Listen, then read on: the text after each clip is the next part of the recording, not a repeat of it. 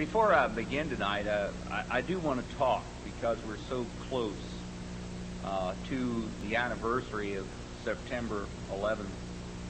I want to go back for just a few minutes to that day. On September 11th of last year, I was headed into Washington, D.C.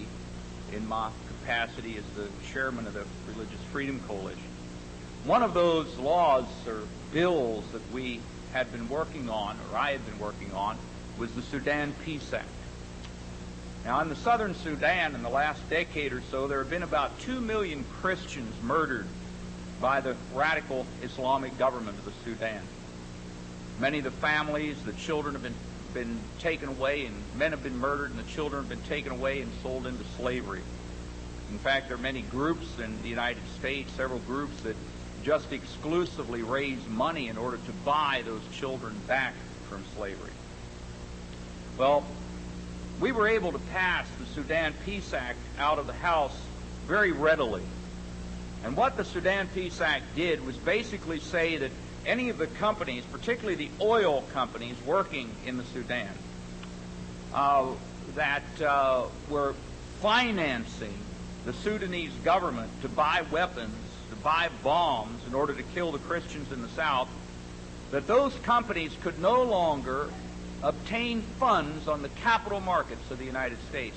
In other words, they couldn't sell stock here, couldn't sell bonds here, couldn't borrow money here.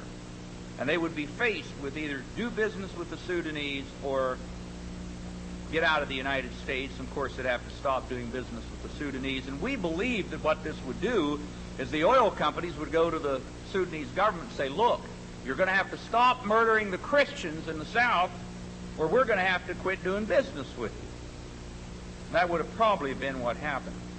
However, as I said, we passed the bill overwhelmingly out of the House. It got over to the Senate. We had more than enough votes to pass it in the Senate, and all of a sudden, our votes disappeared. And we found out that forces influential to President Bush inside of the White House had convinced the president that it was bad business to interfere with the capital markets of the United States. Now, a couple of these individuals are good friends of mine, senators, in fact, that went to the president and said, we cannot interfere with the capital markets over political issues such as this. So our votes vanished. And on that morning, on September 11th, I was actually headed into Washington, D.C.